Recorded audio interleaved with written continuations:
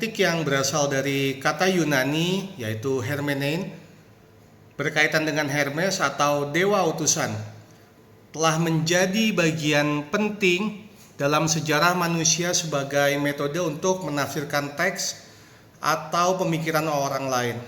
Prosesnya melibatkan dua komponen utama, yaitu pemahaman yang tepat tentang teks atau konsepsi dan penyampaian makna yang akurat, representasi. Hermeneutika Alkitab bertujuan untuk menguraikan prinsip-prinsip penafsir yang diterapkan pada teks Alkitab, dimulai dengan menelusuri sejarah hermeneutik Alkitab dari gereja mula-mula hingga zaman kontemporer.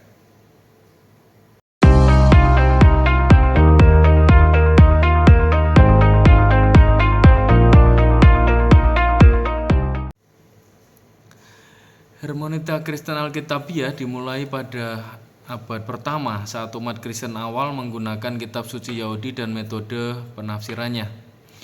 Menurut David Dockery, terdapat 4 pendekatan utama penafsiran Yahudi, yaitu literal, midrash, peser, dan juga tipologi.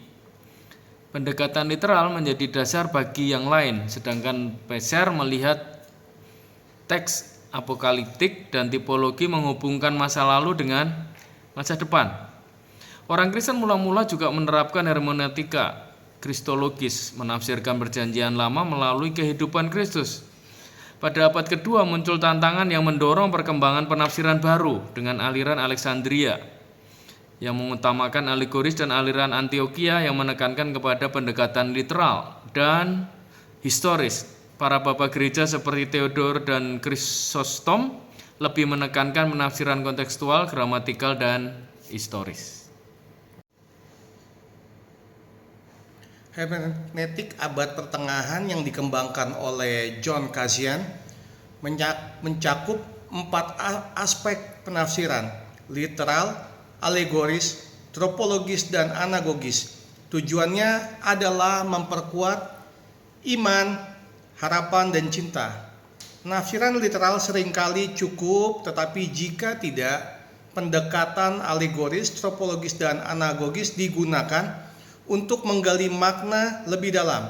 Contohnya, kota Yerusalem dipahami secara literal sebagai kota Yahudi, alegoris sebagai gereja Kristus, tropologis sebagai jiwa manusia, dan anagogis sebagai kota surgawi. Selama reformasi, hermeneutik lebih menekankan makna literal daripada alegoris. Dipengaruhi oleh Martin Luther, Erasmus, dan terutama John Calvin yang mengembangkan metode eksegesis gramatikal historikal. Praktisi hermeneutik Alkitab meyakini bahwa setiap bagian kitab suci memiliki tujuan ilahi, sehingga makna literal sangat penting. Meskipun Thomas Aquinas membedakan pengertian literal dan spiritual, ia tetap menganggap pengertian literal sebagai yang utama.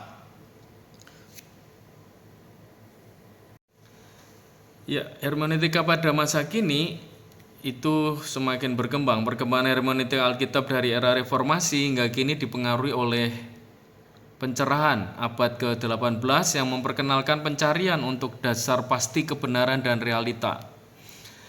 René Descartes, tokoh utama pencerahan, melihat indera sebagai alat untuk mengeksplorasi pengetahuan yang mengarah pada relativisme dalam hermeneutika. Pemikiran Immanuel Kant tentang pengetahuan fenomenal dan noumenal serta Friedrich Schleiermacher dengan konsep pre-understanding dan juga lingkaran hermeneutika turut mempengaruhi. Gabungan pemikiran ini melahirkan metode historis Kristus yang bertujuan mengungkapkan fakta objektif dalam kitab suci dan dipengaruhi oleh rasionalisme. Bapak hermeneutika modern mengalihkan fokus dari literal teks ke pemahaman mendalam. Ia memperkenalkan konsep pre-understanding dan mengembangkan hermeneutika yang universal, mencakup semua jenis teks termasuk Alkitab.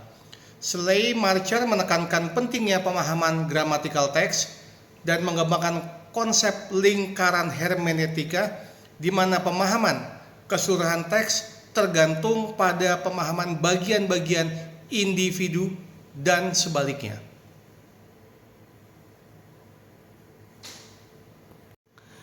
Hans-Jost Gadamer 1900 sampai 2002 mengembangkan hermeneutika pemahaman, menekankan 3 pengungkapan kebenaran, seni, sejarah, dan bahasa.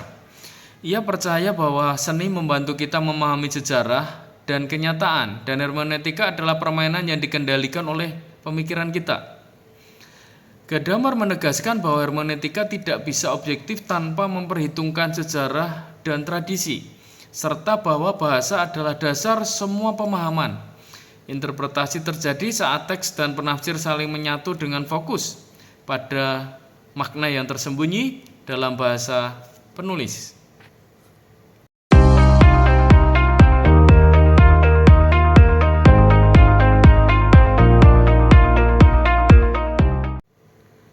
Jadi kesimpulannya adalah sejarah hermeneutika berkembang dari masa lalu hingga masa kini dengan 3 pendekatan utama dalam hermeneutika kontemporer: analisa, psikososial, dan juga ontologis. Pendekatan ini menekankan bahwa pemahaman bersifat sementara dan tidak pasti.